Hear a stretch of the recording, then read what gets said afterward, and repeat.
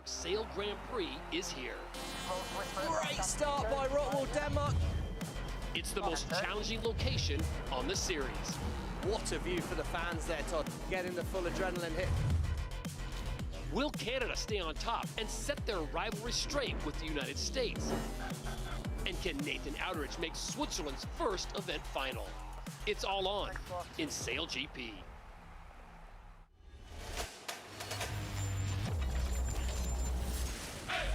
Waves crash underneath, sound like thunder speaking. Flying carbon machines, driven by the world's best. Yes, powered by nature, raw passion, all action. When it takes, racing on water, racing with impact. Give it all, everything. Give it all, everything. We are racing. When it takes, we are SailGP. For decades, travelers and explorers have passed through New York Harbor in search of fortune as the New World welcomed immigrants from around the world. Today, it is one of the busiest harbors in the United States and now hosts the final day of the Mubadala New York Sail Grand Prix. Surrounded by towering skyscrapers and iconic sporting venues like Yankee and Shea Stadiums, Madison Square Garden, and Arthur Ashe Stadium, today Lower Manhattan welcomes the planet's elite sailors to battle it out on the Hudson River for event supremacy. After an abbreviated schedule due to weather on day one, points today will be at an all-time premium as the 10 international teams look to earn enough points to be in the top 3 and ensure their spot in the event final later this afternoon.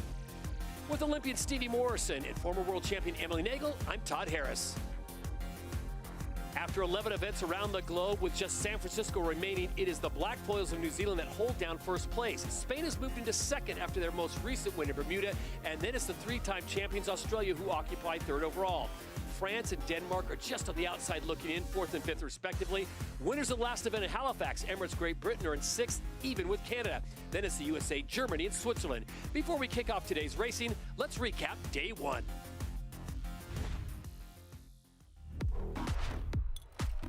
New York is without doubt one of the most iconic racetracks of the SailGP season. And day one saw the 10 world-class teams trying to figure out this complex course with strong current and variable wind. Be clean at Rockwool and try to attack up the upwind. Copy. I think we've got to be a little wary of that bottom left corner now with the tide change. Which mark has wind, do you think? Great start by Rockwool, Denmark. Our Lady Liberty's got a look at the Brits on the inside. Emirates Great Britain used their coach comms to keep on top of their strategy. No problem jibing on the mark, Rob.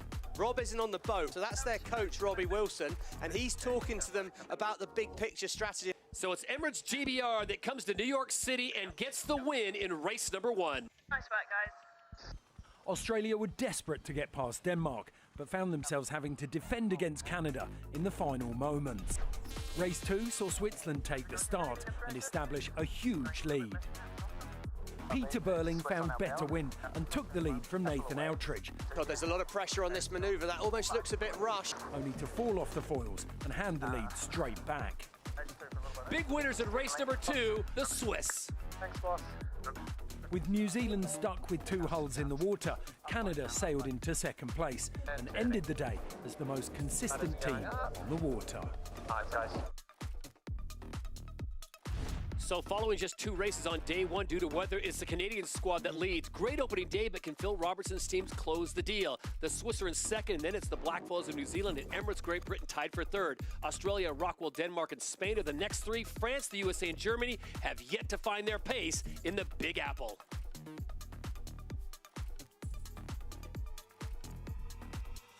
Only 20 points are left for the taking with 2 full fleet races scheduled for today, and then it's the event final with only 3 teams out on the water.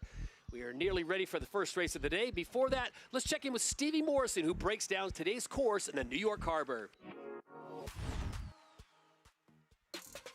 Our racetrack's on the Hudson River. They've got to be behind the line at 0, and then it's a sprint to mark 1. From here, the course opens up, and there's no one path. At the gate, the boats can turn left or right. They must sail at an angle to the wind to get speed on the F50s. That's why we see them taking an open course. These blue marks on the screen here, they indicate the flow of the current. There's a lot of that to add into their tactical equation today.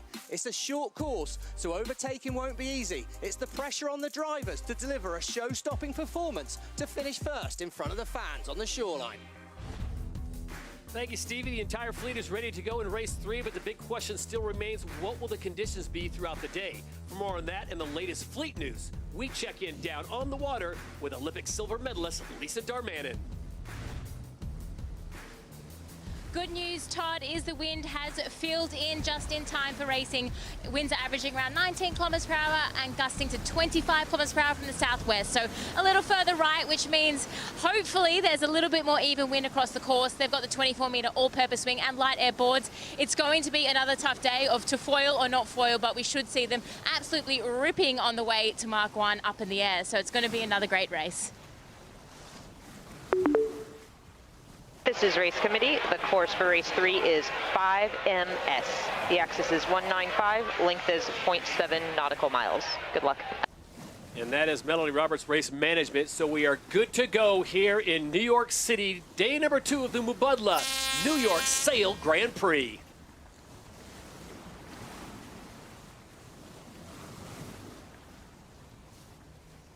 With the Manhattan skyline in the distance, the 10 international teams are now in the start box as we are 45 seconds away from race number 3. Remember, it's 10 points for the winner, 1 point for last. It's all about getting the maximum points. And Stevie, the dance begins. Where do you want to be? Oh, the positioning's going to be so hard on this start line. It's a short leg to Mark 1, so that inside position, the end of the start line nearer the top of our screen where New Zealand are sitting now, that's a pretty good place to be. But United States, they're up and foiling. Our pole predictor, the yellow dot at the top of the Danish wing there, they suggest they've got a great space, but I don't see how they're going to thread the needle from there right now.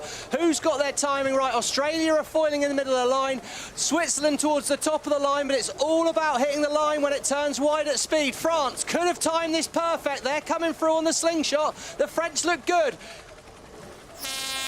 Oh, what a blanket start. Early start penalty, USA and Australia. Oh, they need to drop to the back of the fleet, and with just a 4-race series to get to the final, pressure on Australia. But France, Delapierre needed a start, and he slingshots out of the gun. So Chief Umpire Craig Mitchell delivers the news to the Americans and the Australians. They'll have to drop back as they approach mark number 1. This is race number 3 here in New York City, and you gotta like the position of both the French and the British. Oh, the French are going to be able to hold on the inside there, and it's no distance to the first turn. New Zealand are on the inside. Expect them to split first. They'll be the first boat back out into clear wind, and it's all about the execution of the manoeuvre. Brilliant foiling jibe by the French. The first 3 teams have all managed to execute that foiling jibe, which we know is critical at this first boundary where it is lighter under the shoreline. There are the speeds across in both miles per hour and kilometers. Much different than what we had yesterday as Lisa Darmanin reporting the weather and the wind is cooperated today. It is the French, it is the British, it is the Kiwis out in front with Phil Robertson, currently the Canadians' overall leaders after 2 races. Interesting to see what happens here tactically, Todd. A lot of the teams looking to keep things simple manoeuvres-wise. Expect a split potentially here from New Zealand, and we're going to learn a lot about the course on this upwind leg. France lead, and they're well set up from here. Working up in 2. Here we go, the British. They need a big result. They had a good first day, but they're just out of those top 3 places. It's so tight in the top 3. Spain, way out the back at the moment. And for the season points, let's remember it's all about that battle for the grand final in San Francisco. And Spain, they will not like the look of this, or will Denmark. Currently, it is good news for GBR along Governor's Island shore. They've got 28 kilometers an hour of wind, while the French have slightly less further offshore, but anything can change. So they'll make their way up the course on leg 3 of 7, as Stevie mentioned in the course preview. It's a tight course, Stevie, but there still are places where you can make passes. Yeah, I think that the hard thing today is finding space. Interesting here, we saw New Zealand in the middle of the screen, and they'd chosen to turn away across the middle. Obviously, if you're France or Great Britain, it's kind of easy. You're leading out of one of the marks, you've got clear wind. It's if you're in the pack, how do you find an overtake? And I think a feature in New Zealand's season has been finding that space when there really isn't a lot of space. There you go, look at them, on their own, no surprise there, heading towards, well, we don't know what wind right now, but they're able to sail the boat free and fast, and that's what they're so good at. Free and fast, and also making sure they do their maneuvers in the best pressure. We see a lot of the teams sail right up to the shoreline, try and maneuver in a lull and drop off the foils. Well, here, picture perfect. There we go, on board with a 5G T-Mobile POV camera, on board with the black foils, the Kiwis looking very good. They are the overall leaders in the series so far after 11 events. Pressure all this way. They're right back in it. They've got the right of way over Great Britain, but I think they're clear ahead. They are. Here we go. Let's watch the British manoeuvre here. Hannah Mills already on the new side. She's trying to look for the win. She's in that strategist role. Ian Jensen, he's across quick. Fast spin on the wheel. Hey, yours. Straight. Small pressing. Hannah Mills takes the wheel momentarily. Giles Scott crosses over. Remember, Emirates GBR coming off a big win in Halifax, Canada. Bit of a drought for them, but they are looking very solid.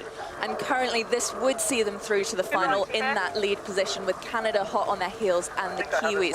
But the Swiss have some work to do if they want to steal that spot and make their first final. On Canada, Todd, they've missed the final. They've choked, you might say, in the last two events. They've been so well positioned after day one. Can Phil Robertson and his crew hold it together today? Like we said, Stevie, everyone seems to do well on day number one. It's can you close the deal when the pressure's on day number two? And that's the situation today. Only 2 races yesterday. There's normally 3. So we'll have 2 fleet races and then the event final. That's only the top 3 teams as they approach gate number 3. Well positioned by Emirates Great Britain. They're going to lead round here. Big lead. Australia have got a penalty for going outside a boundary, I think. We might find out about that. It was a bit off our screen. But for France, for Great Britain and for Canada, they're well set. New Zealand are going to split the course again here. Should be able to find space with a right turn at the top, but it's been a great upwind leg for Giles Scott. Coming down. Going further here. Yeah, going further. Coming down. No low. 12. Up 5. Stand by. Forward. All the way here. 3, 2, 1. Turning. See the boats that turn left at the top are all having to manoeuvre away from Governor's Island straight away. That shoreline right in front of them. Beautiful foiling manoeuvre by Canada. There goes Phil running across. Last man to cross will be Billy Gooderham, the flight controller. Here he goes. We'll clear out that jib, please. Steve, it's amazing after all the work they're doing out there for the grinders, crossing back and forth, how calm their voices still remain. Yeah, I mean, comms is key, isn't it, in this kind of thing, and that choreography is well practiced, and it's absolutely crucial. As soon as you see any of the teams sounding slightly heightened, you know things probably aren't going to go very well. Tempo is key. So it's Great Britain, France, and Canada. Pressure's going to increase as we go this way. 2-time Olympic gold medalist Hannah Mills. She is the tactician. Stevie, what's she seen and how is she spotting that pressure? Well, she's looking for wind on the water. She's not talking about the pressure they're feeling in terms of their nerves and tension. She's talking about the wind on the water, and she's just looking for darker patches. But I think it's quite a hard read on the water today because there's a lot of current out there. Lisa, you're on the water. How are you feeling? How easy is it to see the breeze out there?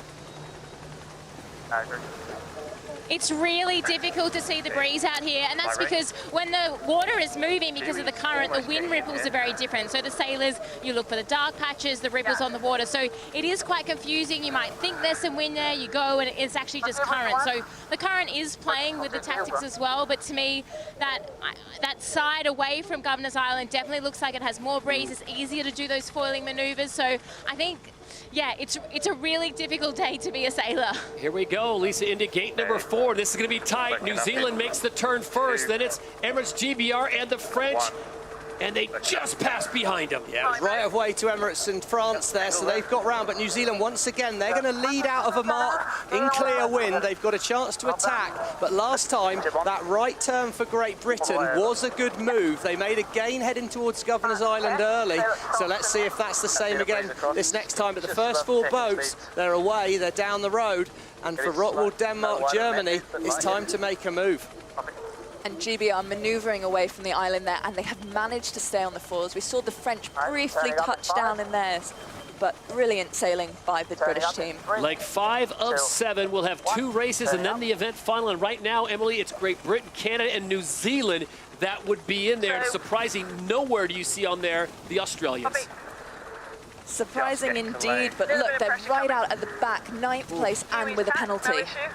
Yeah, I'm not sure what's going on with the penalty. I've heard rumours that they've had a glitch on their screen from our chief umpire, Craig Mitchell, but we'll check back in on that as soon as we can. We'll see the Australian incident, I think, in a moment, potentially out on the water as we see. Here we go. We come on board the Australians. Oh, look at that. They get way high on the foil. Big crash down there. Oh, they've had a big issue there. Excuse us for the language on board, a bit emotional as you can imagine. They just don't seem to catch a break on that Australian boat at the moment. And of course, the trouble with flying out the water and crashing down like that is the water's then full, the boat's full of water. Anyway, back to the front, and what a 4 race we've got going on here. Perfect foiling from 2 of the teams, but Canada, they're up to second. They're on the charge, but France have got the right of way. Who's going to call the bluff here? Will Canada try and cross? It's so tight. No way Phil Robertson's backing down. No way. Oh, Contan hunted him there. He turned towards him, but I think that was clean for me. The French couldn't quite get to him. New Zealand have space, but Giles Scott's a bit of a masterclass from the British at the moment.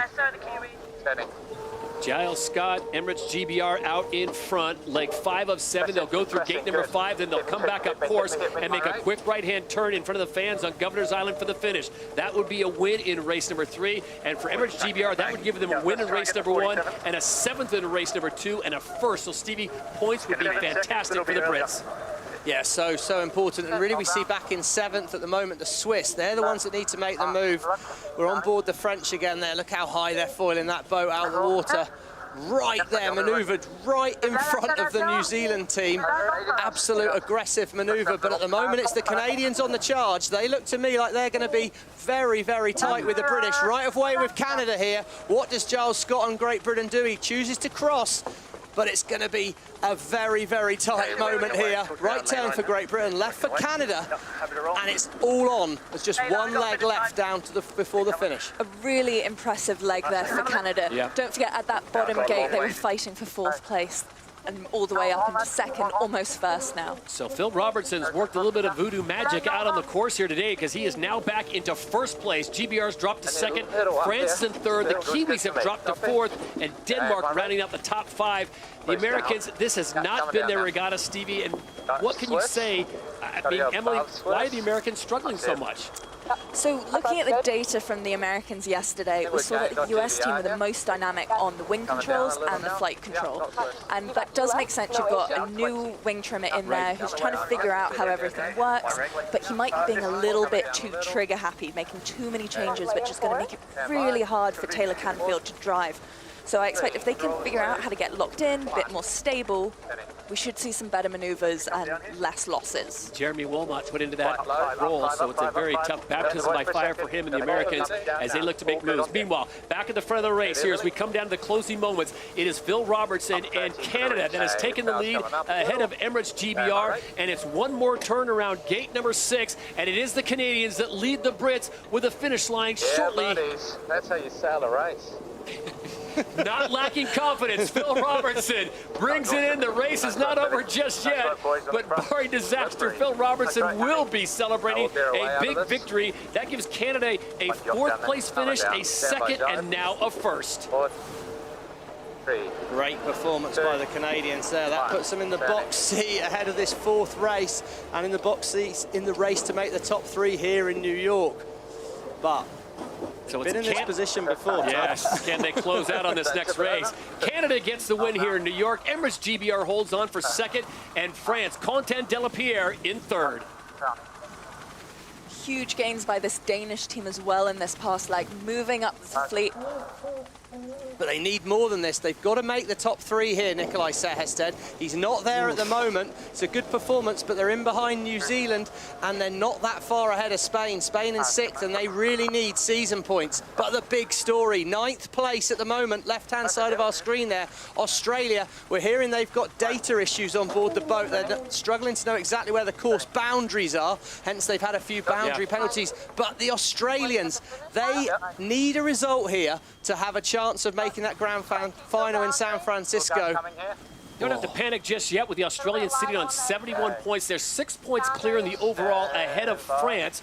So as long as they keep France basically from making event finals today and in San Francisco, they're going to be in good shape. But you'd expect a lot more for the 3-time reigning defending champions. And Stevie, they've run into a patch of bad water. Yeah, they want to keep it in their own hands, don't they? And they want to get sailing fast and the boat working well for them. They look so fast in training, and then it's been a bit of a battle again since then as we see Spain. Solid result here, but potentially not going to be enough for a final performance, although with only 4 races in that race to get to the top 3, it's going to be so tight going into this final race. And there we see top of screen as well, Todd.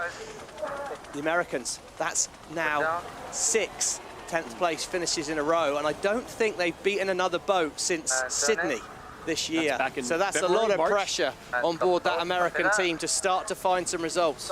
Nathan Outteridge is a race that he'd rather forget. The Swiss team finished 6th in race number 1 yesterday, and they came back and got the win in race number 2. So for them to drop off now down to 8th place, they're going to need a win and some help if they have any chance of making it into the final. I'll just roll into a slow job.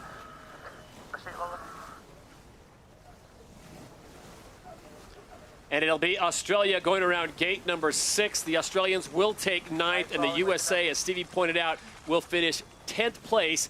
3 races here in the USA on home waters, not the performance they were looking for. So initially it looked like Great Britain and the Danish were set up for the best start here, up on the foils and going well, but the French stole the show. Up on the foils, they ducked behind the rest of the fleet to set themselves up for a rapid start, 55 kilometers an hour at the gun, and ultimately just beat the British team to Mark 1. Unfortunately, though, they didn't hold on to that lead. Well, they didn't hold on to it because it's quite a tricky course. We've seen a lot of splits at the gate. This is gate 2 here, and we see the French chose the straightforward, no manoeuvre turn left, but then the British did choose to split the course. They turned right, and they found more wind on this upwind leg. It was really tight in the pack, but by the top marks, gate 3, it was Great Britain that had stretched away. They had a nice lead, and those top 4 boats really engaged in a proper battle round the course. I think what's so interesting in this race was it was definitely not super easy to see which side of the course was favoured here. Once again, Canada and Great Britain choose to split. The British had the first choice, but it was the Canadians that made the right decision here. They turned left, they found that little bit more breeze. Lisa was out on the water telling us that that's not easy to spot whilst out there. Canada found it after this one, brought it home to Mark 6, and for Canada, well, it's a crucial race win. Can they close it out in race 4? Let's take a look at the standings now. After 3 races complete, it is Canada with a 4th, a 2nd, and a 1st. Phil Robertson and company trending in the right directions. They lead it with 26 points. Emirates GBR in 2nd on 23, and then New Zealand currently in 3rd on 21. So if it ended right now, those would be the 3 teams racing in the event final. Rockwell, Denmark, Switzerland, France, and Spain still with a shot, and it's just tough to see the Australians, the 3-time reigning champions, currently in 8th place only with 15 points. Tough sledding continues for the Germans and the Americans. So we're now able to go down on the water, and Canada, after a big day yesterday, leading coming into day number 2. Paul Campbell-James is going to take us through what happened. Paul, man, the waters out there are awfully tricky. What are you guys going to have to do in this next race to lock in that final position? We've got to do what we haven't done in the last 2 regattas, which is not come last. But no, we seem to be sailing well, yeah, that race was near perfect after the start. So yeah, we're happy sailing well. Just got to stay calm and sail well. Annie, CJ set a pretty high bar for you in this last race there to try and avoid finishing last. What's going to be crucial out there? It doesn't look hugely easy to read what's happening. I think just get off the line, keep your... It's pretty simple sailing. It's pretty simple sailing. CJ, why has that not happened before then? It seems kind of, if you get in the pack, it seems really easy to lose a lot of boats very quickly. Yeah, it is, but, you know, in the last, actually all the races in this regatta, we've been in the pack and we've moved forward. So, yeah, we feel pretty confident, and you know, it's been race 5 that's been our Achilles heel for the last 2 regattas, and we don't have a race 5 this regatta, so race 4 we're always pretty good. Andy Hager, Paul Campbell-James, Team Canada, thank you very much for your time. And their driver, Phil Robertson, taking a break as we see the Canadians looking very good here as they get ready for race number 4 here at the Mubadala New York Sail Grand Prix.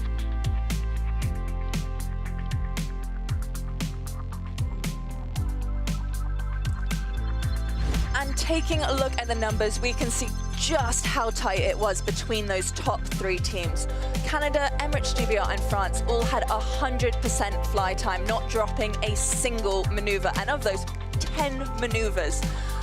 But the key difference we can see here is that the Canadians sailed the same distance as the Brits, but faster. Meanwhile, the French opted for that fast mode that resulted in 300 meters extra distance sailed and ultimately lost it. So with Mother Nature cooperating, can the Canadians close the deal, and can they punch their ticket into the event final? We're about to find out. Race number 4 on the Hudson River when we come back to the Mubadala New York Sail Grand Prix.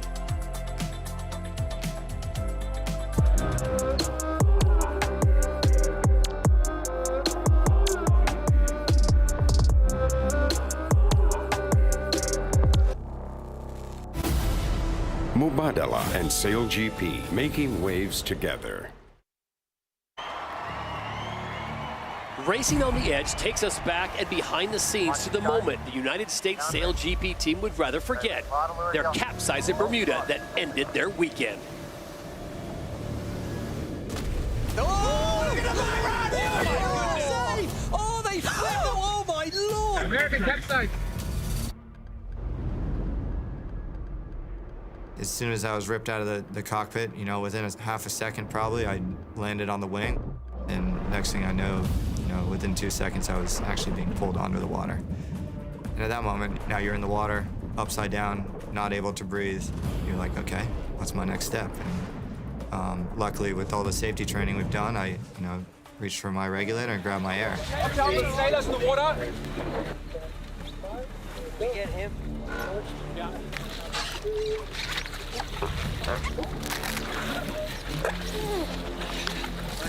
Nice.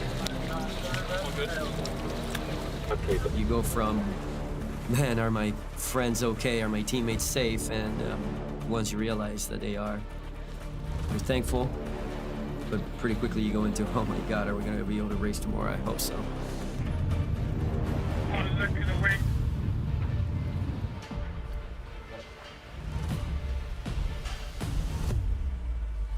You've got some abrasions, and yeah, I think it's all bruising and soft tissue. I hit the wing, like arm first, I think. Yeah, I can see the bruise. Pretty bad through here, it feels like. Well, if it's fractured, which I will assume that it is, 3 weeks, 3 to 4 weeks. Until the X-ray. Sorry about that. So disappointing. I don't think we're going to be sailing. Say.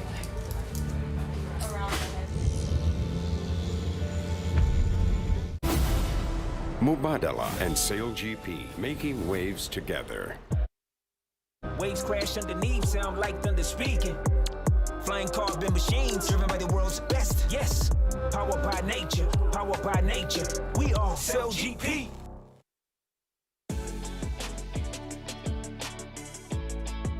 A beautiful day and no better place to watch the world's best sailors than on the Adrenaline Lounge out on Governor's Island. Everyone getting in place for the next race that will carry a lot of weight as to who makes the event final. As all the teams get themselves into position for race number 4. Midway through season 4, the United States SailGP team came under a new joint ownership by individuals across tech, sports, and entertainment. It's a completely new crew led by Taylor Canfield and Mike Buckley, and they are already facing criticism this season. The US team has been struggling a lot. As an investor of that team, I would be asking some serious questions. At some point, you've got to walk the walk and not just talk the talk. We're focused on every minute that we're on the water improving. Everybody in this space hates to lose and is driven to put in the work to get to a point where we can win. It's easy to high five when you finish third in Abu Dhabi, you know, hey, great one, you know. It's hard to do that when you have maybe the worst day of sailing of your life in Bermuda, right?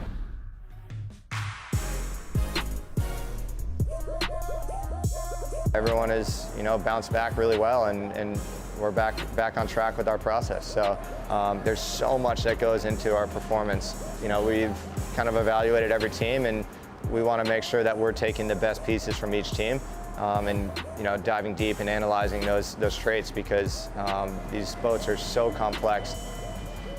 Looking back to season 1 from racing here in New York, you know, I rewatched a lot of the video, and man, I would say we're ahead of where pretty much all the teams were back then, and including some of the best teams in the league. So there's no doubt our progress is going to be quicker than the rest. We're going to write our own story, and I don't know what that's going to end up being, but I think it's going to be a hell of a story to see how we started and how we finish. It's definitely nice to be here on home waters and, you know, be cheered on by the home fans and the family and friends, and makes it extra special for us. So we're gonna work hard to try to put up a good result.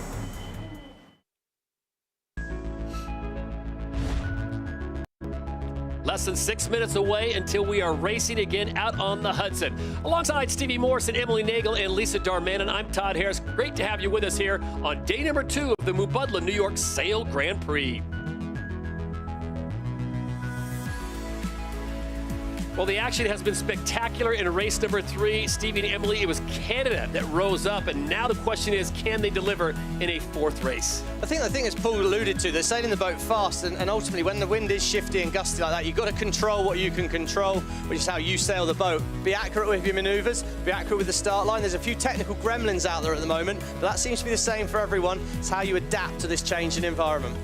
And ultimately, they just need to stay out of trouble. And I think that's especially important for France. We've seen them get into a few incidents this weekend.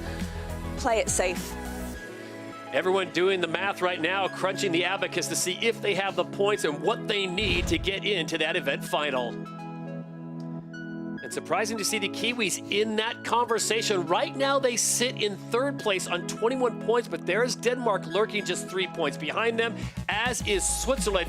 So can Nikolai Sehested and Nathan Outridge launch something to sink the Kiwis' opportunity of making it to yet another event final. We'll find out momentarily as race number 4 is just minutes away. Just a short time ago, Lisa Darmanin caught up with the Kiwis and got their thoughts on what they might do in race number 4. Well, Liv, it's pretty difficult out here to read the breeze. How are you finding this racetrack? Yeah, it's definitely pretty up and down out here. It's a big difference when you can pick the pressure right, and I think it's hopefully making for some good watching. Well, it is making for some good watching. Pete, it's obviously quite tactical, lots of boat-on-boat situations. How are you finding all those situations? Yeah, I mean, that race we got off the line well and made some good decisions, made some terrible ones, and kind of held our position really from Mark 1. So, yeah, it's just about making sure you put the boat in the right spot. Yeah, it's really fun racing, quite tricky with the sea state, but yeah, interesting. I think all the points are pretty close to the race to the final. Are you doing all the maths? Are you getting all the information off the shore at the moment, Liv?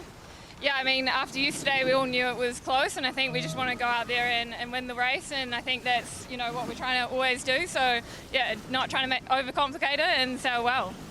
And Pete, what is sort of the key that, like, to get those foiling manoeuvres done? It looks like high pressure.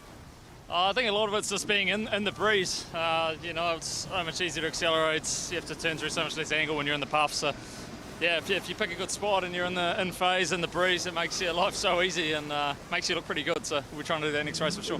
Well, thank you both. I'll let you debrief and get into the next one. Cool, thank you. Kiwi strategist Liv Mackay, driver Peter Burling, as they get them set ready for race number 4. Stevie, during practice, though, the Kiwis a little bit up and down. Yeah, there's been some big moments here. We see a few roles swapping around, and Marcus Hansen, he's running across the back of the boat now. He's normally a grinder, but he's swapped out with Liv Mackay's at the back of the boat and got to feel the G-force at the back. Oh, just got flung off the boat there, and just shows the loads on it.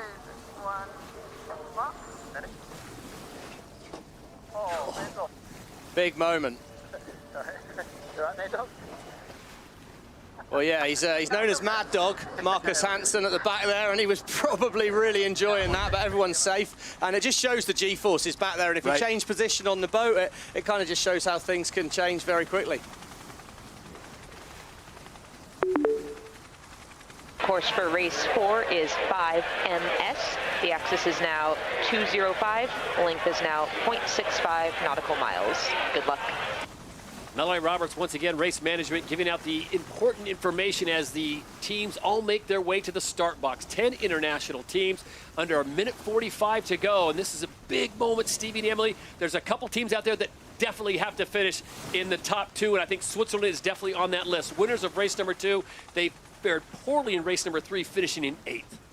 Well, they do, and I think, you know, We see it's a pretty experienced crew. I think they've had a change for this event with Francois Morvan. Of course, he was with the French last season. And yeah, it's all about executing now. There's plenty of experience on that boat, but for Nathan and for Laurent, it's head out the boat, find that breeze, find some space, and you've got to just try and hit the start line fast. We're hearing that the tech issues have been cleared up. Thankfully, our tech team's a bit better than me. I think I'd have just had Control, Alt, Delete as my one option for the fix. But seem to have the boats going well, and let's hope things work out. So less than a minute to go. Emily, final thoughts. Where do you want to be on this start line?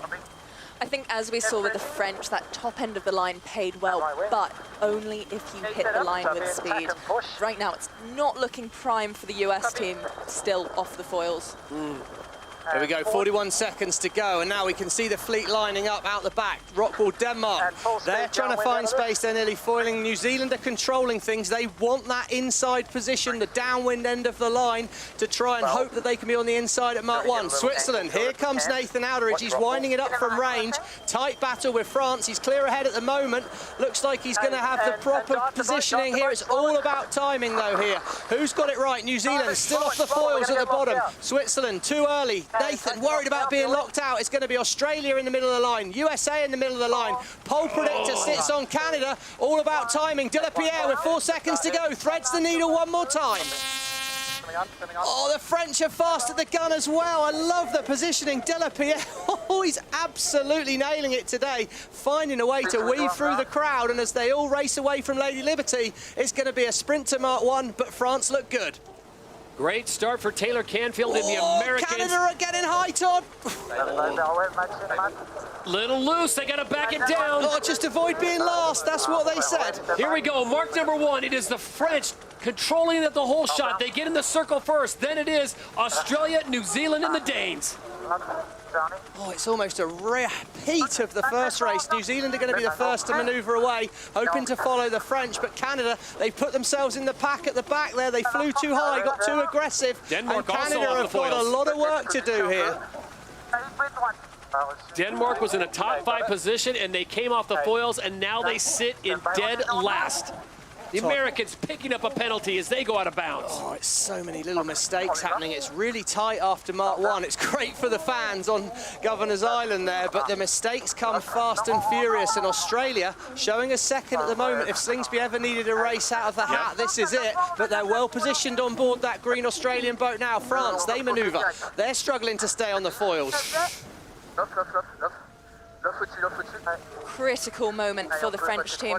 Still down at 27 kilometers an hour. That's not enough to get foiling. They are going to lose that position to the Brits next. Yeah, the magic number to look for is 30 kilometers an hour. We see it turn green on the top of the wing there, and that suggests they'll make it, but it's the two old dogs at the front of the fleet. Slingsby, he needs a result. He's getting a result right now, but it's still a race to the final. Canada in there, 6th at the moment. I think that'll be enough for them to hold to a spot in the final. Yeah, my rake. Yeah, we've got a H1 tack here. Yep. At the moment, it is just enough to keep Canada at the top of that leaderboard, 31 points. Kiwis and Great Britain tied on 30, and Australia, there's then a big gap, 25 points. And we've talked about this before, Emily. You can have one bad race in the 5 normal fleet races, but Australia, they finished 3rd in race number 1, they finished 6th in race number 2, and 9th in race number 3. Yeah, right now, if the Aussies have any chance of making the final, they need the Brits to have a bad one. Okay. Right now, the Brits are holding down 5th. Here we go, we're on board Canada along this first leg. So the thing, Billy Gooderham just pushing that ride height really high, and it gets so loose as they get too high on the foil here. And as they get out of control, they're almost taking the US team out. Look how close those two boats get. You can see them just on the left of the screen. And we know how close friends they are. Well, yeah, that was certainly a big moment there for Canada, but they've kept themselves in the race. Great Britain snuck round there. Giles Scott again. Here are the French. Now, how well do they manage to execute this manoeuvre? They get it high again, and the rudders, they just get a bit too slow. No lift on the rudders, and they fall off the foils in the manoeuvre. It's so hard manoeuvring accurately out here in these gusty, changeable conditions. But Australia, big lead at the moment, and for New Zealand, it's all about making the final. It's all about momentum, and at the moment, it looks good for the New Zealand crew to make that final. We don't want to be too... Yeah, as you can see on the top left there, Canada, New Zealand through to the final, GBR through to the final as well for just fighting off the Aussies. Go right turn, eh? It's interesting how a lot of the crews are choosing to come offshore. They're probably a little bit slightly beneficial current here helping them upwind, and the breeze is definitely good offshore. And as soon as you do get away and open out in the race, Todd, if you are in those front through places, what you want to do is control the environment you're in, which is put yourself in more wind if possible. Well, right now it's showing 13.8 kilometers across the course. Lisa Darmanin, are you seeing any areas down there where there'd be more advantageous pressure here on leg 3 of 7? Angle. A little earlier inverts there. Nose up at this angle. Certainly at the moment looks like a big gain to New Zealand by going that little bit further offshore over the Australians. Looks like New Zealand are well set. Australia will dip behind and will split the course. So Australia should be sailing back to where the New Zealand crew made a gain. So this should be good news for the Australians. Potential advantage, but it's a dynamic, changeable environment at the moment. Nothing highlights that more than seeing the British back to 5th place now, and they'll just be clinging to that place in the final. So at gate 3 is the Aussies and the Kiwis going at it yet again. That's 1st and 3rd in the overall standings as they continue to try to climb and add points to their account. Get ready for the grand showdown coming up in July 13th and 14th in San Francisco. Todd, think about the race for the grand final. When I look at the results on the left there, Denmark in 10th. They so need big points here. France are giving themselves a chance, but Australia, they might not be in the final, but they were showing as being 4th overall, which when you think about the season as a whole, that's going to be a good result to come away from New York with. As it stands right now, it would be Canada, it would be Great Britain, and it would be New Zealand in the final today. There you go, it worked out well for Australia there, Emily. And USA might not come 10th. They're up to 9th at the minute, that is for sure. But Way to go, glass half full. Way to go, glass half full, Em. It's been a good gain, though, coming offshore. So now it's New Zealand heading back to the advantageous side of the course. So it'll be interesting here. There's going to be advantage New Zealand when the two boats meet again. They'll have the right of way, and it's a real tussle between these two titans. And the wind has come up now to 15.2 kilometers an hour as they make their way down to gate number 4. Lisa Darmanin, if you can hear us, are you seeing any other pressure, any other areas on the course that are more advantageous? There'll be 2 dragons, milk. Well, it definitely looks like there's more pressure over towards Lady Liberty, which is where we're seeing the gains. Also good shifts, which means there is a little bit of opportunity to sail less distance. The tide is starting to rip out of the Hudson, so that's also playing with the game a little bit. One thing that's really interesting is we have had a few teams really fall off the foils dramatically. So a little bit of messy chop out here, I think, messing everybody about. Good to know. So they make their way through gate number 4. They'll head back down, and then it's up one more time, and then the right-hand turn to the finish line. And now the fleet in full pursuit of Slingsby and Burling. You've got France, you've got Canada, and you've got Emirates GBR. Yeah, and you can see these blue marks on our screen running up. That's the direction of flow of the current. So it means making it down to this gate 4 is tricky to judge. You don't want to cut it too fine, otherwise the treadmill's going against you and it's stopping you get round that mark. So it's a really tight moment at the bottom of the course. When you're round there, breathe a sigh of release as the treadmill's taking you up towards the next gate. Yeah, and when we looked at the tidal models for today, we could see that there was more flow along that shore. So that suggests why these teams are all trying to get close into Governor's Island, even though we know there is a little bit less wind there. Well, it's just a minor miracle that they were able to clear the traffic. This is one of the busiest areas around with ferries and weekend folks on their boats and obviously international transport coming in and out of here, and now the 10 best sailors on these Foiling F-50s have taken control of New York Harbor. And right now it's Australia, New Zealand, France, Canada, and GBR. That's 5 boats battling for 3 positions in the event final. We've just got to do what we're doing. Copy. That's Australia, that's exactly right. He's just got to do what he's doing. He's got to control what he's controlling. He can't affect any of the other boats from there. He needs to take a win and hope for a mistake from the British crew at this stage. But as I see, in the race for the grand final, which is where Tom Slingsby needs his head to be, and we're on board our 5G, T-Mobile 5G POV camera there. And what I love here is look in the back left-hand corner, those rudders, how high they're out of the water. The white lines are effectively a warning sign for Jason Waterhouse. He's not too worried about it. You can see the flex on the rudder. They're pushing the ride height, how high they're flying the boat. So high. Unfortunately for the Australian team, in order for them to make it through to the final, the Great Britain team would have to come 9th. And right now they are sitting in 5th place and holding steady. The interesting thing, though, is you do a little bit of math. If France does make it into the final, which is not really a possibility right now, Australia would just lose the max of 3 points. They would still stay in 3rd place overall going to San Francisco. So right now they're in good shape. We don't need to do anything special to make the final here, correct? Yeah, copy. That'll be a little check from Giles Scott back to his coach on the shore. He's got Rob Wilson. He's got the same spreadsheet as Emily's using to keep us up to speed here. And Rob will be reassuring Giles that no, he doesn't need to do anything too special, as we see bottom left corner comfortably in at the moment. So barring disasters, that will be our top 3 going into the final. So some relief for Canadian fans that have seen finals snatched away from them in the previous 2 events. Yeah, I think it's going to be that race number 3 that's going to do the Aussies in, where they finished in 9th place, having those technical issues on board, no fault of their own, but that's just the way racing is on these really high-tech foiling F50s. As I say, though, the 4th place there, and I do not see the words France or Spain above them on the points. That's what's important. So that means they gain points in that battle for the top 3 positions. Everyone they needed to beat is behind them.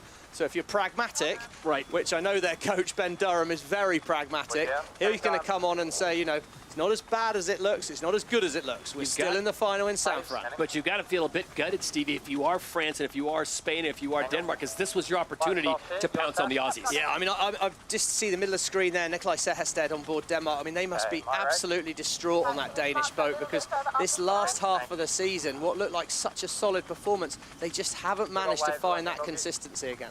And this will make it virtually impossible for the Danish to make that final in San Francisco. Now, the Spanish are would still qualify for the final currently, but that gap between the boats behind is a lot smaller. As they come towards the finish line, it is Australia and Tom Slingsby that get the win in race number 4 here in New York City. Peter Burling, close behind, will finish in 2nd, and the France Quentin Delapierre will get 3rd, but it will not be enough to push them into the event final.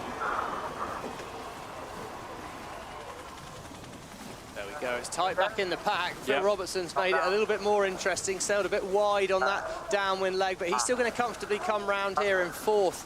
And Nathan Outridge on board the Swiss boat. It's just not quite clicked for them today. They came in a top 3 position after 2 races. It's going to be a decent event for the Swiss, but still no race in a final, which is very, very disappointing for them. Well, Phil Robertson has certainly answered the critics, those who said maybe he can't close the deal, and they have done just that today, did just enough. They finished 4th in race number 4 after a win in race number 3, so Canada will be moving on to the event final after a tremendous performance on day number 1, where they finished 2nd and 4th. Some view of the crowds, it's a huge stadium site they've got there on Governor's Island. Some view, and it's going to be a brilliant final with this breeze we've got happening here as we see the United States, right-hand side of the screen, up and foiling. Nice manoeuvre for them. They're going to bring it home, but the Spanish in 7th still was going to be probably okay in their chase to the final in San Fran. And the question is Nikolai Sehested going to reel in the Americans? He comes around that last gate with a lot of speed, and now the race is on. Who's going to finish in dead last? And it does not look like it'll be the Stars and Stripes here in race number 4. Taylor Canfield and the Americans will hold on with speed as they come across the line in front of their fans on Governor's Island. The Americans will finish in 9th, with the Danes finishing in 10th. Stay tuned in, guys. Tight finish there. That's disappointment for Rockwool Denmark, though. That's a huge day for them. They're going to take some serious regrouping after that, because they've just looked so strong all season. Might be a boat, guys. Huh? Well, not quite the performance the Americans wanted here on home waters, but they'll have another opportunity in just about 3 weeks' time out in San Francisco to put on a show. They have no opportunity of making it into the grand final, but they certainly can go out with a big bang in San Francisco Bay. What a day of racing. 2 races down and 1 event final yet to go, with 3 top performing boats. And a little more excitement in this start. We had France and Spain, Switzerland coming in hot at the top of the screen. France once again tried to thread the needle. Unfortunately for the USA, while they had prime position on the line, they just weren't up to speed. So they were the closest to the line, but just not fast enough to hold on. And ultimately, the France repeated their performance from race 1, making it to Mark 1 first. Well, and we saw that Canada told us in the pre-race, let's just avoid being last. And well, they pushed so hard along that top leg after a good start. Nearly came off the foils, put themselves back in the pack, but they are going fast. on board that Canadian boat. They're making gains. Mistakes are happening all around the fleet. The French had one in the middle of the race here. Cost them some places, but again, it probably wasn't the difference maker for a final performance. It was Australia saved their event. They're up to 4th overall, but unfortunately, they do just miss out on the final. And it's New Zealand and Burling, Great Britain, and Canada that are going to be in the final. So it's going to be some race to see who can take the win here in the Big Apple. So after all the fleet races are complete, it is Canada, New Zealand, and Emirates GBR, the top 3 teams with 33, 30, and 29 points respectively. Australia just missing out by 4 points. France in 5th, Switzerland in 6th, and then you drop down to Spain, Rockwell, Denmark, Germany, and the USA. So in unfamiliar waters are the Australians. We go down on board with their driver, Tom Slingsby. Tom, you guys had some technical issues on board that really kind of did you guys in on race number 3. But take us through your whole experience this weekend in New York with the changing conditions and the tide and everything that went into it. And now you turn your attention to San Francisco. Yeah, it's a tough weekend again. Look, we're happy to finish on a high. First race was very frustrating. We had a few issues, and team sailed well. My hands up for that first one, and we've got a few issues going on. Tom, I think in the grand scheme of things, obviously you're taking a few punches at the moment, but the big picture's about San Francisco, and ultimately this has been a really good weekend for you as a team in the grand season point of view. Yeah, I'm not entirely sure. Obviously, we're here to win events. I understand the grand final is important, but we're trying to get our technical issues and our boat sorted, and so we can gain some confidence heading into San Fran. And it's been sort of 5 events in a row now where we've had a few issues hampering us, and we fix one, we get another. So I was hoping that we would have all that sorted by now, but we've got to just go into San Fran and hope for the best. Tom, we appreciate the time, and we wish you the best of luck going forward. San Francisco's been pretty good to you in the past, so we wish you and the team the very best. Safe travels.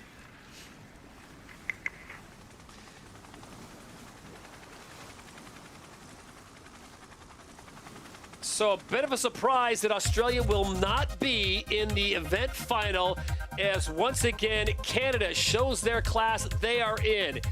Emirates GBR, they are in. And the Kiwis will also be in the big dance as the battle continues on. The grand event final when we return to the Mubadala New York Sail Grand Prix.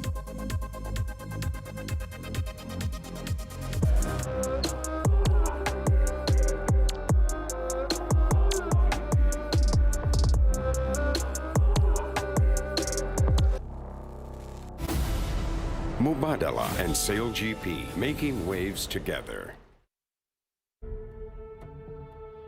SailGP's documentary series Racing on the Edge takes us back to the press conference in Bermuda, and rumors were running high on who will stay in the series next season.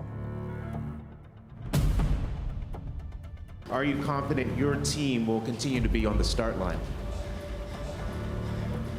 We have a group of investors willing to join the team and to go forward with us. The team is also working very hard on achieving this financial power, no? Despite their financial uncertainty, the Spanish did not let that affect their performance out on the water. You can go. 3, 2, 1, 1, more down. The French are coming fast into the inside of Spain. The Spanish have to give them room or they're going to crash. This is disaster for Spain. Yep. Another penalty. No, penalty. Big press, please. Maybe if Rockwell beats Canada, we might be okay here. Oh, Canada are going to finish the final fleet race last. It's put Spain in the final.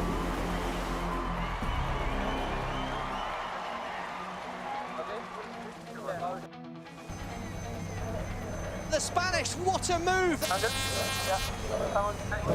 Spain and New Zealand split at the bottom mark. 2 teams in need of investors. The fight is on. 2, 1, whenever you say, Carmelita. We know that if we pull off a perfect race, we can be in front of them. Spain all dressed up and looking for suitors. What a way to put this on your CV. I have been working with a group of investors, trying to build a consortium to do this. And then we have these other guy that I don't think they need any presentation to you. Let me see. You know. Yeah, I recognise that name. Yeah. Mubadala and SailGP making waves together. Waves crash underneath, sound like thunder speaking. Flying carbon machines, driven by the world's best. Yes, powered by nature, powered by nature. We are SailGP. SailGP Technologies is charged with building and maintaining the F-50 fleet, and there's been a big change to their operations as they relocate to Southampton, UK from their prior base in New Zealand. Southampton, a city long associated with world-class sailing.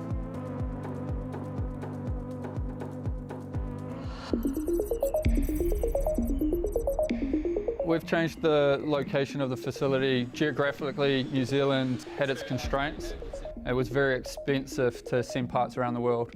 So if you look at the tour and the event, being 70–75% Northern Hemisphere based events, we were having damages, we were spending a lot of money to air freight parts around the world. It didn't become sustainable to be based in the Southern Hemisphere.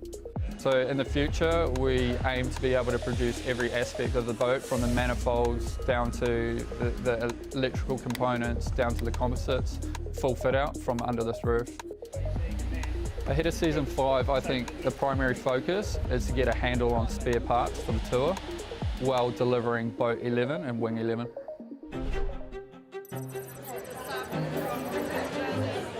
Good morning, ladies and gentlemen, and welcome to New York City.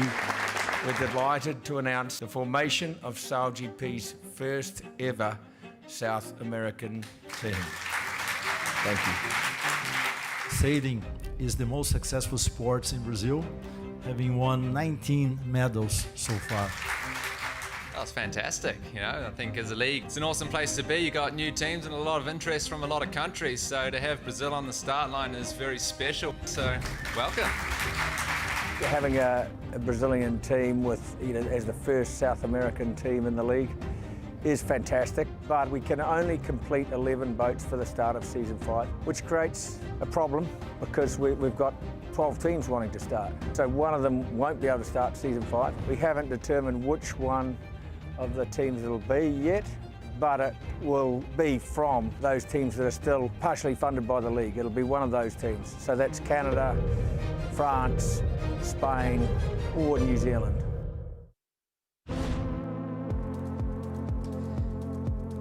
So we are under 7:40 to go until the event final takes place here in New York Harbor. This is the Mubadala New York Sail Grand Prix. Stevie Morrison, Emily Nagel, Lisa Darman, and Todd Harris with you as we get ready for the big final to see who will take home the 10 points. As we take a look at the 3 teams involved, of course, Canada's there, New Zealand's there, and Emirates GBR. Can the Brits make it 2 wins in a row, coming off that big win in Halifax in Nova Scotia? Beautiful sailing conditions with Lady Liberty in the foreground, and we're about to find out who's going to rule New York City.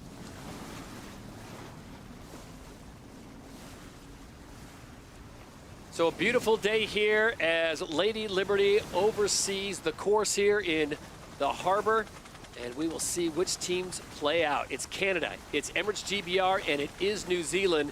Who's going to pull the trigger first and get the victory? Well, let's go down on the water, and we'll check in first with Emirates GBR, Giles Scott, and Hannah Mills. And guys, welcome back to the final. You're making a habit of this, coming off the big performance in Halifax, Nova Scotia. Giles and Hannah, how good are you guys feeling about these conditions and the way your team's performing? Yeah, pretty good. Nice and chilled at the moment. Looking forward to this one. Yeah, nice to be in another final. We'll have a look and see what we can do with it. Hannah, at the last event you had to advise Giles that there were now only going to be 3 boats, so he should be clear on that after the last event. What's your next advice to him ahead of this final? Yeah, same again really. Get off the start, lead to Mark 1, cover to the finish. It certainly looks like a trickier day out there, Giles. Is it going to be as simple as that? Yeah, it is tricky. Super marginal foiling.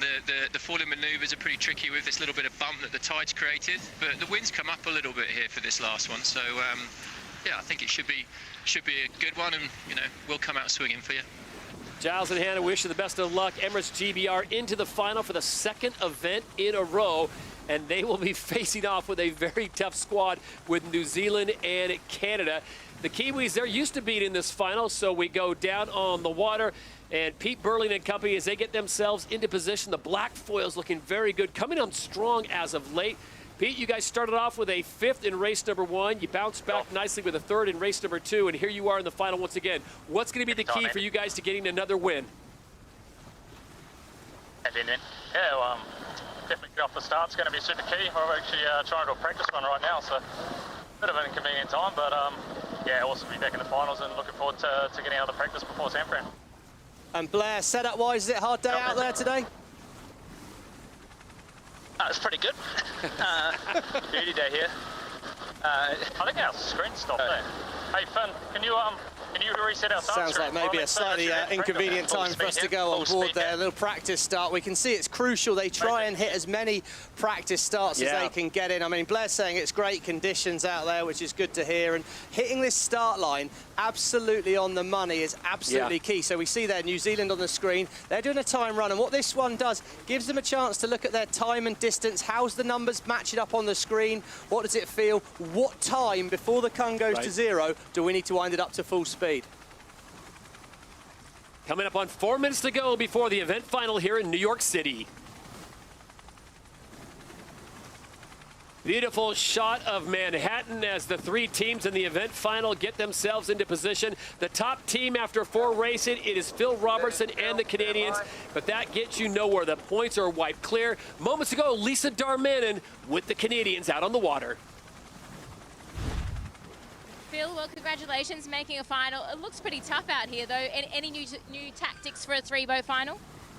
Yeah, it's nice little racetrack. There's plenty of current, which is making it difficult, but yeah, I'm not sure really what to expect here. Try and get off the start line. We haven't done that very well today, so it's a different style of starting with 3 boats as opposed to 10, so trying to figure out that in the next few minutes is going to be key. Well, coming off the back of a disappointing not making the final in Canada, but does it feel a little bit sweeter on US waters?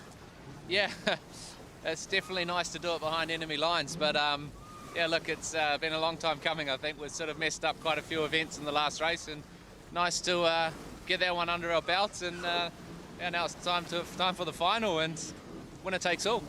Well, I know you probably don't look too far ahead, but what would it mean to win this? Yeah, it'd be obviously very nice to win it. Of course, you're always trying to win events. We're competitive people, so winning is what we like to do, and yeah, we'll be gunning for it and pushing the boat pretty hard this race. I better let you get to it. Thanks, Phil. Nice, well, hopefully get the chocolates. Thank you. Phil Robertson, the gift that keeps on giving. And Stevie, this would be a very opportune time for the Canadians to get their first win of the season, and they are also looking for financial investors. Well, yeah, I mean, Russell, you know, we heard him saying there's not enough boats for all the teams that want to race next year, so pressure is on these teams, New Zealand and Canada, in fact, amongst that list of names that Russell said. So, you know, we'd like to see them, of course, on the start line next year, racing a lineup like that. I mean, look at that. They won last time. It was a little long time between meals for that British team, but Ian Jensen, Luke Parkinson, they've been there, done it in New York. They were aboard the Japanese boat that won here in season 1, so they'll be looking for a repeat on things out there. And well, we all know how much talent there is on that boat. They made it happen in Halifax. Can they make it happen again? Emirates GBR with 3 wins this year. Of course, they won in Saint-Tropez, they won in Taranto, Italy, and of course, as Stevie mentioned, in Halifax at the last event. Canada without a win this season, but the Kiwis, they continue to win. Remember the calm wins in Chicago at event number 1. They won there. They won in Dubai, Abu Dhabi, and of course, winning their home event in Christchurch. We'll see that right-hand side of the list of names there, Marcus Hansen. That was the man we saw falling off the boat earlier on. He seems to have recovered back in his normal position, but I think for Andy Maloney, the flight controller, it's a tricky day. That chop on the water's definitely making how high you fly the boat be hard to judge, and as you change through the tide lines, that'll be having an effect. We can see this tide line right down the middle of our course here, slight difference in colour, slight white line, and either side of that, there's advantage to be found. Phil Robertson, well, he said he's behind enemy lines, but he seems to know his way around. Phil Robertson on his third team in his foray here in SailGP, was with China, was with Spain, and here he is. He's found a home in Canada. Emily, it's a pretty strong team that he's got put together with Annie Hager and CJ. Yeah, it's a really solid team, and we have seen them make multiple finals this season, but every single time they come third. Here we are, 40 seconds to go, Todd, until the final start. The blue marks on the screen moving from top of our screen to the bottom. That's the current on the water. That's the treadmill that's lifting the boats all up this way. Giles Scott on Great Britain. He'll like the space he has right now, but all the boats are well spread out. I think I'd rather be starting at the top end of the line on our screen. It's the more downwind end, but it's nearer the top of our screen. Canada and Great Britain, they're in a fight. It's all about winding it up now. Pole Predictor has the Canadians in the optimum position at the minute, but Giles Scott shuts the door. Here we go. 10 seconds to go. New Zealand show us the favourites. Can they execute from here? It's all about timing now. Line's going to turn white. How's your timing, Phil Robertson? Beautiful from the Canadians, but they put the bow in. How costly will that slowdown be? On the inside, it's New Zealand. Tactically, they have the right of way, but Canada and Great Britain, can they wind it up? Can they get enough speed to roll over? I think New Zealand are going to lead at Mark 1.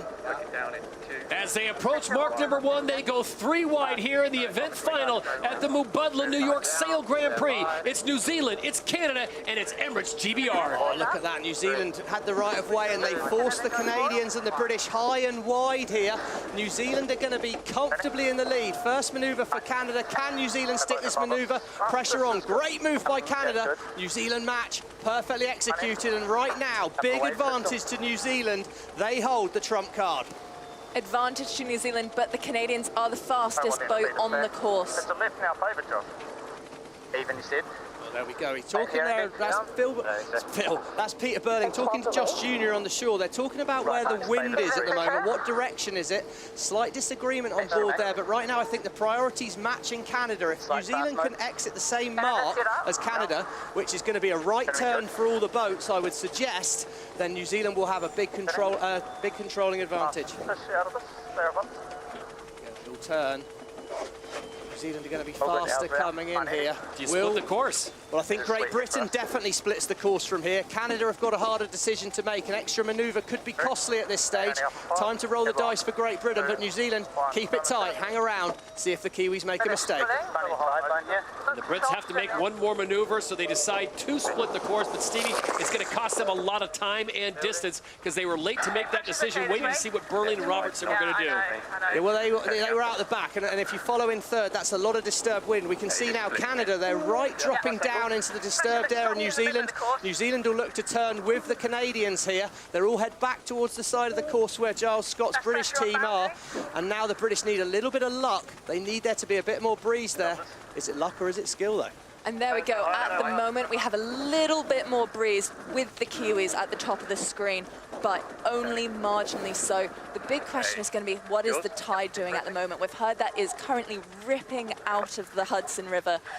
The models had it better Governor's Island side, but that does change. Ripping out the river, so that means it's moving from left to right on our screen. It's helping them up the course. It's giving them a little free ride up there. But what that also does is it increases the wind speed relatively felt by the boats, and more wind is, of course, good news. So more current, if it's helping you up there, is going to be good news. So still Great Britain are out of phase. They're in the race, Todd, but New Zealand are going to be keeping a tight eye on Canada. They'll look to manoeuvre directly in front of them next time. All three boats within 100 meters of each other as we go down on the water. Lisa Darman, and where's the pressure coming from? Where do you want to put your boat? I really think a right turn at the next gate is going to be strong. I think there's a little bit more pressure out of there, and then you're not fighting the current as much if Emily's models are correct. But, you know, New Zealand, they obviously they're doing better maneuvers than everybody else, and I think they're just getting a little bit of a jump. And even in the fleet racing, I thought their upwind mode, so what they're doing now, it looks really slick. They're sailing higher angles than anyone else. Well, and they just set it up so well. We're on board here, T-Mobile 5G POV camera, and they're pushing it high on the ride height. That rudder in the back right-hand corner, you can see it shaking around. It's right on the rev limiter there. But I think what they've done well is they put a careful move in above the Canadians on the first turn out of gate 2, and they set it up to just lamp right in front of them and totally block the wind onto Canada the whole way across here. So it's a big gain for New Zealand, total control. Canada are going to have to turn right at the top. Does the New Zealand boat set up to turn to the right? I think they might go left turn and early manoeuvre on board New Zealand. The Kiwis with Blair Tuke and Peter Burling directing the black foils around. They make the turn, and it is a left for them as Canada and Emirates GBR still not quite there yet. And this is dangerous times for the rest of the competition because if Pete Burling finds open space and good wind, Stevie, he will check out and be gone. Oh, without being too putting the kiss of death on him, this race is done, barring a mistake from the New Zealand boat. Now they've got a big enough lead that they can easily cover off any move by the boats behind. It's just about executing manoeuvres, so it's really a race for second here. Canada have sailed a lot of extra distance to take that right turn. That's advantage Great Britain now. New Zealand, well, it's just a bit of a masterclass for the black foils at the moment. Right now, priority for the Canadians is holding on to that second place. We've seen them too many times hand it up, get a third. And right now, there is that really tight battle in the middle of the fleet on that overall scoreboard. And if you look at that scoreboard, currently they're at the bottom of the rankings of those 4 teams at risk of losing their spot next season.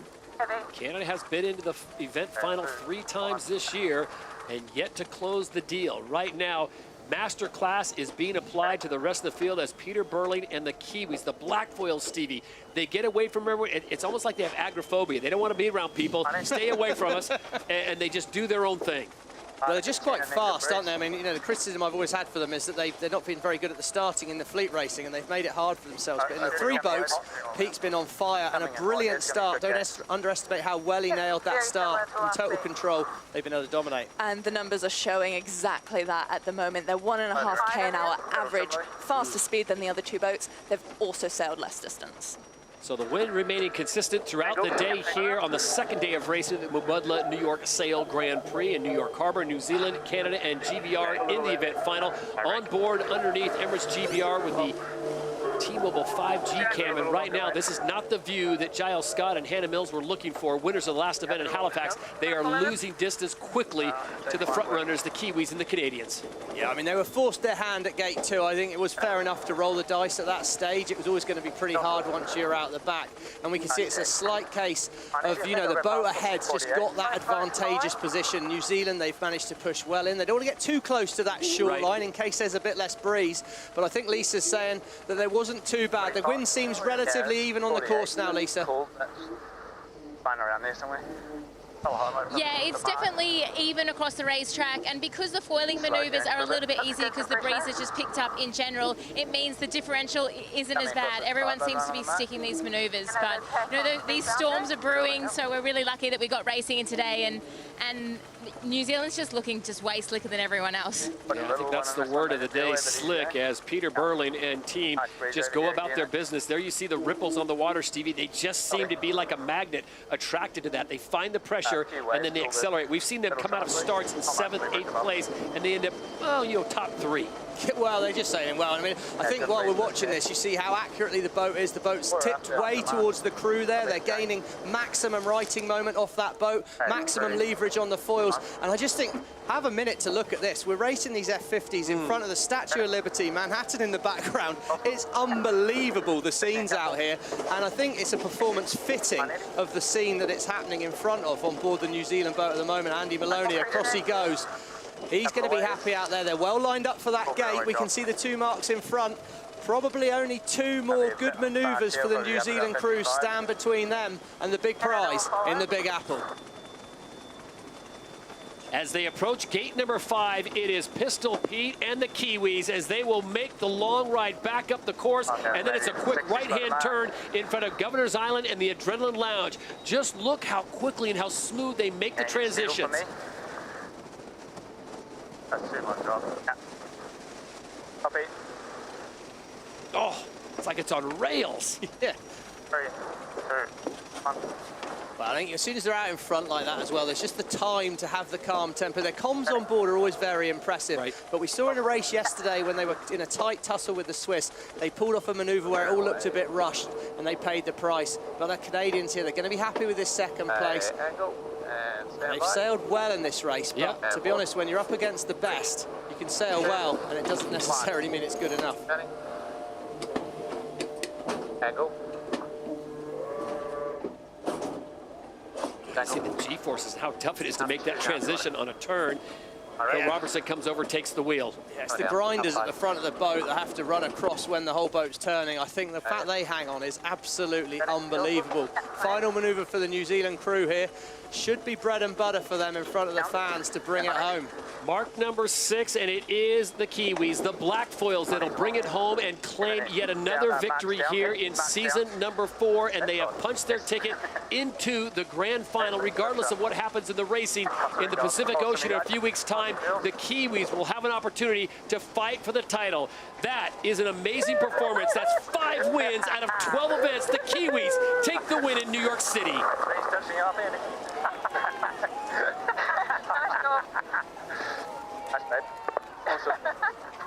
And that will put them in with 93 points going into this final.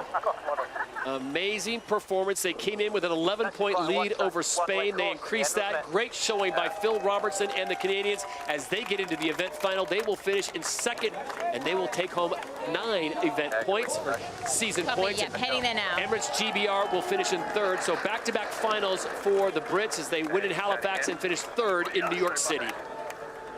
Well, it's good consistency for the Emirates Great Britain team. I think they're going to be pretty happy out there. I think all the teams are going to be happy.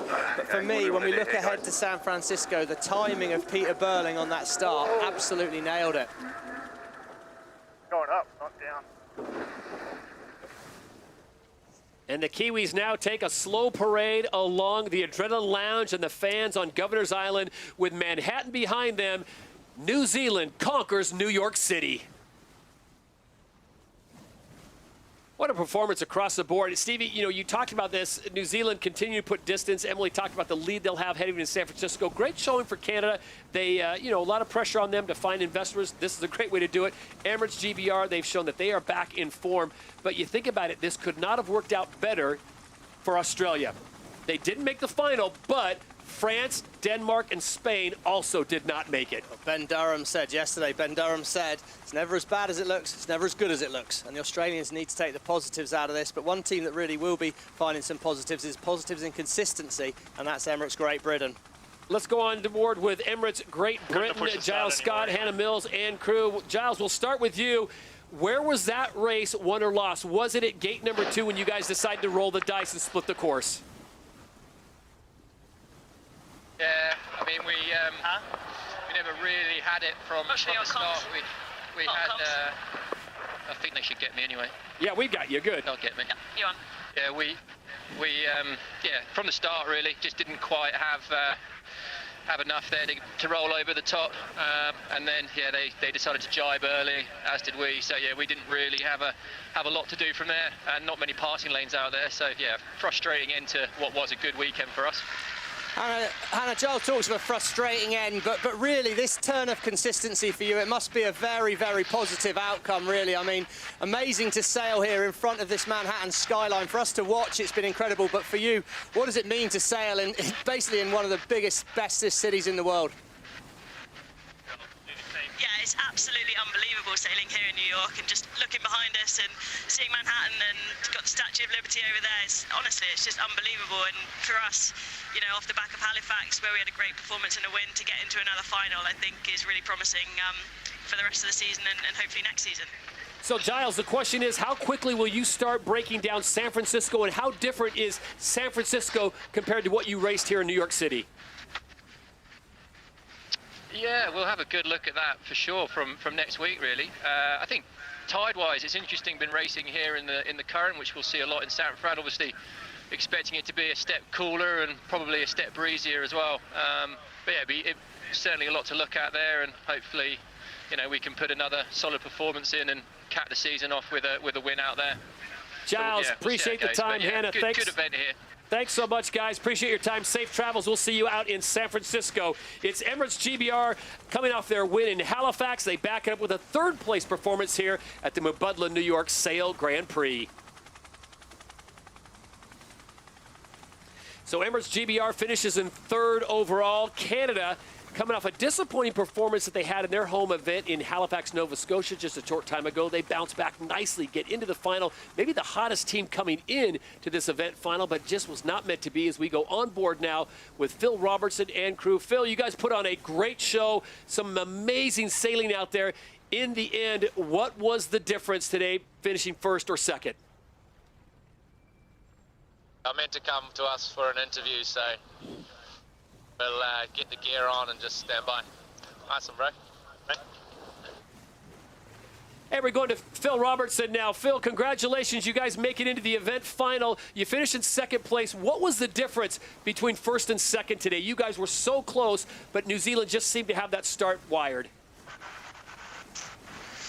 Yeah, we're sailing well, and I was probably a little bit out of character, but I chose not to attack in the start, which is probably this mistake, and it was very clear that you had to win the pin in the end, probably with the current pushing up, and we gave it a good old crack, but yeah, it's pretty hard to pass out there with a bit of a one-way racetrack.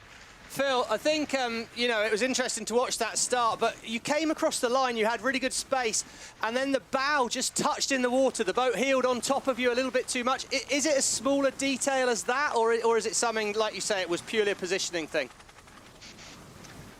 Yeah, based on our position, we really tried to push the sort of ride height, and we actually washed out a rudder, so we're pushing Mach 10 to try and get over the Kiwis. We knew we'd have one shot at it, and yeah, we didn't quite nail it. So it's just part of the package, and yeah, second, better than third. It's a lot better than third. It's a lot better. CJ, it must be pretty nice to make a final. CJ, you talked us through it. You stepped in for Phil and took over interview duties ahead of that final race. Good performance, and now looking ahead to San Fran. Is the next step up the one on the podium? Yeah, I hope so. I mean, you guys can probably tell us the points a little bit better than we can right now. But yeah, we've certainly been close in the last 2 or 3. And you know, since joining the team, we've been in it and around that top 3, and sometimes just missed and sometimes just made it. But yeah, it's nice to just make this one, and yeah, hopefully we can just make the next one, and some of the other results work out well, and yeah, make the top 3 final in San Fran. Phil and CJ, we appreciate the time. We wish you the best of luck, and we will see you out in San Francisco. So the Canadians get into the event final. They finish in second place.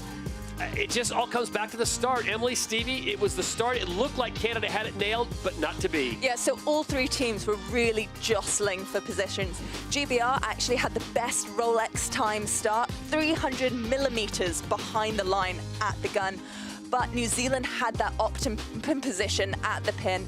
Canada were the fastest team at the gun, as we heard them say. You know, they were really pushing for that speed to roll over New Zealand, but it just wasn't quite enough. No, it wasn't, because the New Zealand hold tactical advantage, and I think what the Kiwis did really well was they played short-term manoeuvres for long-term gains. They set it up here, they just matched with the Canadians, not to try and affect the Canadians now, but to affect them now, later manoeuvre, and I think that's what New Zealand did well through that whole race. All their manoeuvres were well thought out. They were a little bit ahead of the game when they were doing things. We're not going to hurt you now, but we're going to hurt you in 30 seconds, and well, from there on in, the pain was just dished out relentlessly, and for the fans of the Black Foils, it was an absolute masterclass. But of course, for them now, can they make it stick in San Fran? Well, it's no question who the best team has been this year through 12 events. New Zealand with 5 wins out of 12 events. Well done. We send it now down in the water. Lisa Darmanin is with the big winners, Peter Burling and the Black Foils. Congratulations, Pete. You got another win. You're looking pretty comfortable heading into San Francisco. Yeah, awesome to get another win on the board. Really tricky conditions, really snakes and ladders, but to get 3 solid starts today, put together 3 solid races, you know, and end up winning it. I think Sonic's pretty proud of the team behind me here. Well, it feels like we're on the edge of San Francisco, but if I take you back to last year, you know, your wing collapsed, you missed an event. Would you expect that you're in this position going into the grand final? Yeah, I knew we had a long road ahead of us to be top of the leaderboard going to the grand final, missing an event. Not only the points side of things, but just the lack of training time, which this group's done less training time than anyone else in the whole league this season. So, yeah, it's been a tough season, but you know, to just charge through that and get these wins on the board, something we're super proud of. And can you enjoy San Francisco, the racing before the final, or is every race going to prepare you for that 3-boat shootout? I'll be trying to win San Fran for sure, and then yeah, it was awesome to win the last final going into that as well. Give us a little bit of confidence, and you know, we've obviously been working on that in the background for quite a while, and pretty happy with where we're at. Thank you so much, Pete. Congratulations. Thank you. Thank you, Lisa. Thank you, Peter Burley. And I'll tell you what, if you're looking to buy a top performance team, then look no further than the Black Foils. They have won 5 of 12 events, and they get 10 more points as they win in New York City. Canada finishing second, Emirates GBR in third. Australia just missing out, but they pick up 7 points. They stay ahead of France, Spain, and Rockwell, Denmark.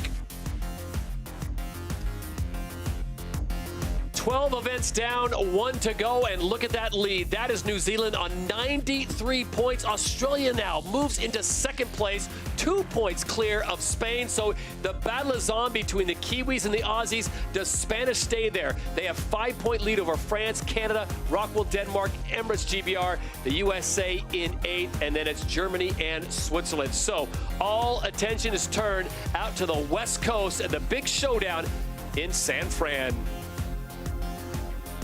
Well, from New York City on the East Coast, it's off to the West Coast and the city by the bay for the grand final. It's the iconic waters of San Francisco and the mighty Pacific in the shadows of the Golden Gate Bridge. This is where the showdown for the Season 4 championship will take place in 3 weeks' time. This is the Mubadala SailGP Grand Final. Oh my Lord, disaster! Mark number 1, high speeds across the board. Time has come to decide the top team of the year. The battle is on.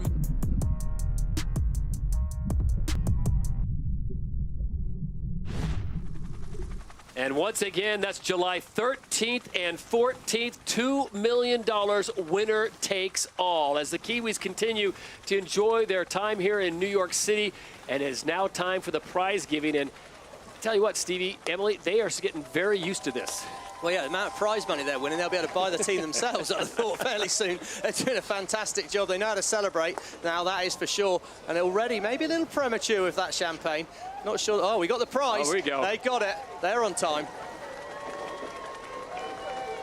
And our thanks to His Excellency Hamid Al Shimari of Mubadala, title sponsor for this event, and the celebration is definitely on. As Emily, they seem to know what to do, how to uncork one of those. Yeah, but it all comes down to if they can remember how to do that in San Francisco in 3 weeks' time. $2 million on the line. So, Stevie, final thoughts as we turn our attention to the West Coast. Well, I think the fleet is so close. They're all going to have learned a lot. It's just great to see SailGP. Look at the fans in the background. Look at the whole setup. It's just incredible in front of Manhattan. But yeah, $2 million, one race. Who's going to take it? And what do you think? It's all to play for. There are still 6 teams that could make that final, mathematically speaking, but it's definitely tough for some of them. So it will be 6 teams fighting for 3 spots in the grand final in San Francisco, July 13th and 14th, with $2 million on the line. Before we say goodbye to New York City, we want to thank everyone that made this possible, and we want to congratulate the Black Foils. New Zealand win yet again, and they expand their lead. Australia moves into second, Spain drops to third, and it's all on when we get to the city by the bay. On behalf of Stevie Morrison, Emily Nagel, Lisa Darmanin, I'm Todd Harris saying so long from the New York Harbor. We will see you in 3 weeks' time in San Francisco, SailGP Season 4. Final day of the Mubadala New York Sail Grand Prix. And he slingshots out of the gun. Yeah, buddies, that's how you sail a race. Absolutely nailing it today. Canada are getting high, Todd. Masterclass, the Black Foils, the Kiwis take the win in New York City.